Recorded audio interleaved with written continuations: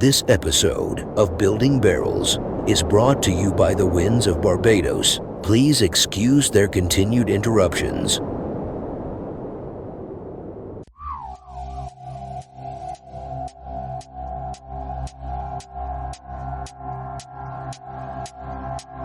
Welcome. Thanks for dropping in to Building Barrels, where we explore the technology, planning, and development of adventure centers using man-made waves to spread the stoke of surfing. My name is Michael, and I'd like you to join me in learning everything we can about surf park development. Together, we can build barrels in our hometown.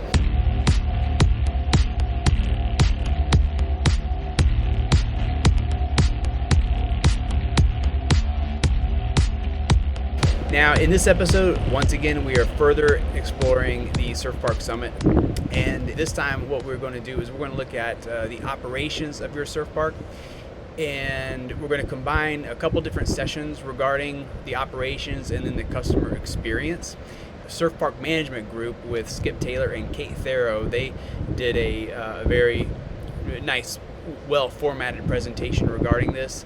And then the wave programming and customer experience portion of this is going to be from a panel moderated by Paul Chutter with Endless Surf and Doug Sherez, who's with Desert Surf, Josh Kerr, who's a pro surfer and entrepreneur, and once again Skip Taylor, as well as Clement Ginnestead, who is a wave engineer with Whitewater.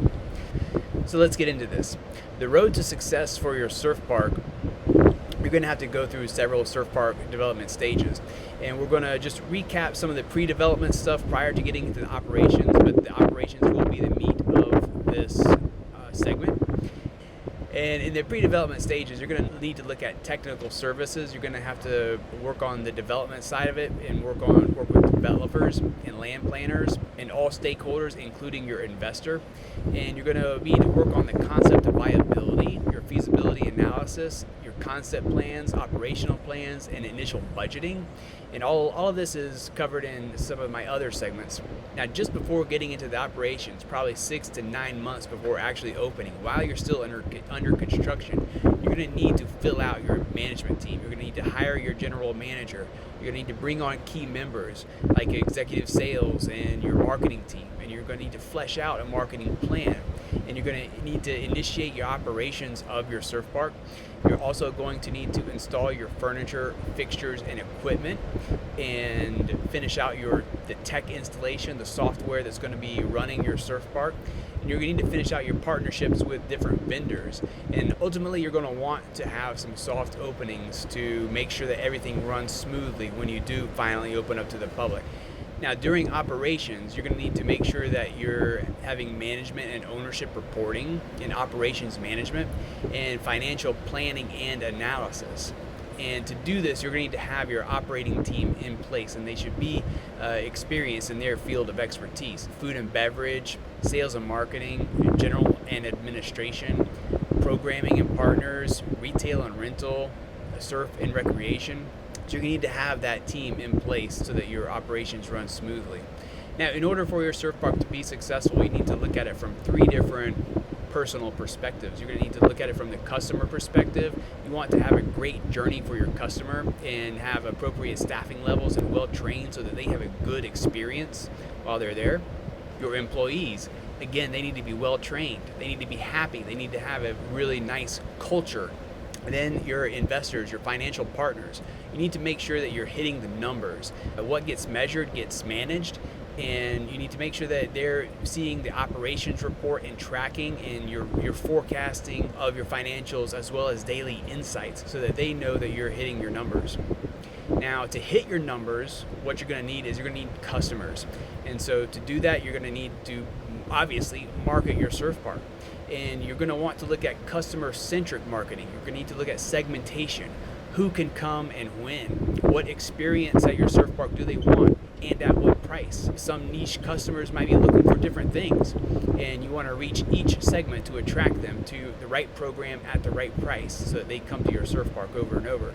And so you may need to be using price tools to attract higher revenues during these time periods. Now, the marketing should lead into what's called a sales funnel. And you're going to need to look at how the customer moves from awareness of your surf park to capturing their attention and bringing them into your surf park, and then converting them into a paying customer. And you need to figure out how your funnel is going to accelerate this. And ultimately, you want all of your customers to become long-term loyal customers. And to do this, you're going to likely need to use multi-channel sales and marketing techniques. You're going to need to use, obviously, your websites, emails, social media. Maybe you can connect with some travel partners or on-site travel vendors, wholesalers. Maybe look at activity booking platforms and local tour operators. Work with them to leverage their customer base. How might you be able to partner with them and create a symbiotic relationship with them? Once you get them to your surf park, you need to figure out how to amplify your returns and increase your revenues.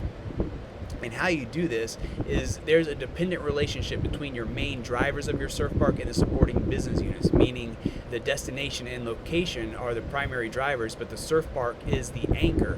And the supporting business units, your restaurant, your retail, different other aspects of your surf park are the supporting business units, and they work together. Your surf park is going to bring in the people, and they're going to spend money at the restaurants and retail, but then also the retail and restaurants might bring in some people, and then they say, hey, well, let's go surfing. So there's a dependent relationship there. And again, the destination and location are the primary drivers, but you need to match the vision of the surf park with the site and the surrounding location. And the surf tech also needs to match the market potential demand. Now, your supporting business units should be a part of the initial vision. Your food and beverage, your retail, rentals, and other activities. They need to be a part of that initial vision so you can make sure that they work together very well. Now, most importantly, and we'll get into this a little bit later, but your delivery of experience, your customer engagement, how your customer reacts while they're there at the surf park, this needs to be a carefully designed customer journey. And you need to train your staff at all the different touch points, meaning when you're interacting with your customers, both on site while your customer is at the surf park, but also pre and post site arrival. You need to look at the programming and events. You need to create demand during the slow periods and increase visit frequency. You also want to look at real estate or lodging integration to increase the length of stay. You don't want them just staying an hour. You maybe want them to stay a whole weekend. And what this will do is it'll increase visitation and also increase per capita spending. And all this results in more destination visitors, which results in more revenue and profit. Now, finally, you want to optimize the operational design. Once again, you're going to look at the customer journey. You're going to start with that and then look at all the different touch points of customer engagement. And what this is going to do, it's going to drive your land planning and building spaces. And you're going to need to match the capacity and visitation to your business plan and the back of house operations behind the scenes. You're going to want to balance the form and function of your surf park. You're going to need to pick the right fabric and materials. And also your tech plans and installations, a different kind of software that you're going to be using, from the point of sale to the lockers, the activity bookings, the food and beverage, the human resources, accounting. All of that is going to go into it, and all of that is going to impact your reporting and forecasting and the selection of your tech vendors and where they are integrated. All of this is going to impact the customer journey, and it needs to be done early on. Now, the customer journey. This might be the most important aspect to keep people coming back. You're going to need to balance the wave programming with the customer experience so that everyone can enjoy it and everyone can get plenty of waves. It's not just for the pro surfers, it's for their friends and their family and anybody else in the community. And so you're going to need to offer different kinds of waves to meet the needs of all these different people. You're going to need to have different timing of waves to meet these different customer needs. Some of the pros, they may need multiple bigger wave sets. Those might be desired. Your wave tech is going to need to have a balance between mixing it up and having some things that are unpredictable versus the predictable, where your customers know what's going to happen and they're going to be able to hit those sections the way that they want to, or they're going to know that it's going to be a safe and fun environment for them. And the predictability of it is going to help your customers hone their craft, but for the more seasoned surfer, the unpredictable wave might be more fun. And so you're really going to need to explore a range of experiences. And with the way that SurfTech is developing, this is going to be great because you're going to be able to customize it. But scheduling the right mix of sessions, that's what's going to be a challenge. You're going to need to bring a balance of guest experience with driving the revenue creation. And your locations, where your site is, and the local demographics will likely determine what kind of programming your waves have between expert waves versus beginner waves. And you're going to need to customize the offerings based upon the market and locale. Furthermore, you need to explore the marketing again and the different channels that you're going to use to reach those customers. Who are you going to be focused on? Because you're going to be wanting to fill in the peak hours versus non-peak hours. And how are you going to balance that? Your marketing needs to fill out your non-peak hours to maximize the revenues, but during peak times, you're going to need to maintain the guest experience because it's going to be crowded. And you're going to want to maintain that good, positive customer experience. And here's something that we touched on before that requires continued discussion. You don't want your customers to be able to determine their skill level. Your customers are going to want good surf. And so people tend to self-select their experience level so that they can get the more advanced waves. And often if they push themselves to be a little bit beyond their experience level, they think that they can figure it out. But that often doesn't work. And this can get dangerous when surfers aren't matched up to the right wave. They wipe out and end up piling up, creating hazards for other surfers. And you really need to explore a better way to vet the experience levels in your customers and do a better job helping to manage the expectations of your customers' skills. When your customers are first exploring signing up to surf, you need to have questions for them to determine what level they surf at when they're booking. And so the wave technician needs to review these answers and adjust the waves according to the skill level of the surfers. And software is there that can help guide this process. And you just want to make sure that you ensure that the right waves are there for the right customer in the right zones.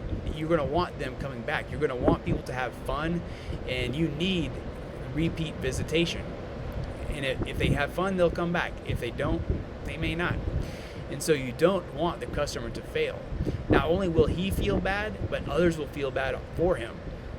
Furthermore, you need to figure out how you can establish communications between the surfers and the wave programmer, because there may be a need to change different waves on the fly or pause a set to clear out any surf hazards, people that have wiped out or other traffic. And furthermore, to enhance the customer experience at your surf park, you're going to need to create progressions for your customers to where they can start at a beginner session or a session that might be a little bit underneath their perceived ability so that they can ease their anxiety about new waves and ease themselves into bigger, better waves. Now, with all these surfers, there are going to be accidents. And how are you going to mitigate these accidents and still make it a fun, safe environment? Well, your employees cannot be intimidated from removing an inadequate surfer from a session to keep others from getting hurt or not having fun. And additionally, you're going to need to have your staff ready to dictate if the next surfer shouldn't take a wave because it would endanger somebody else who had wiped out in the takeoff zone, and that could also hurt themselves as well. Now, how can you get the proper mix of sessions to best impact your revenue? Well, there was a time when it was thought that you could sell advanced waves in the beginning and then have another section where you've got intermediate in the middle, and then on the inside you could get a beginner wall. 3 different zones, all generating revenue. But apparently this hasn't worked out too well. And so right now, all they're able to do is to sell the reef wave and then the beginner experience at the same time without the intermediate. They can't really have all 3 right now. The technology is just not there. And then finally, the question was raised, where is the real money at? Is the real money in the advanced waves or is it in the beginner waves? Meaning you can charge more for the advanced waves and the advanced surfers are going to pay it. But is the real money in the beginner waves, especially in the long-term vision? Because if you think about it, those beginners, as long as they have fun, they're going to want to come back and get better and better, and then they're going to get to an intermediate level, and they're going to get better and better, and going to come back and get to the expert level. And so ultimately, you're going to hit all 3 of those customer segments. So is it better to focus on the beginners? That's yet to be seen. That's it for this segment. If you like this information, you found it helpful, please like it, share it, comment, and follow my channel. Or if you'd like to join a surf park mastermind group, click the link in the description below and give me your email address. And together, we can build barrels all over the world. Thanks again for dropping in. I'm kicking out. See ya.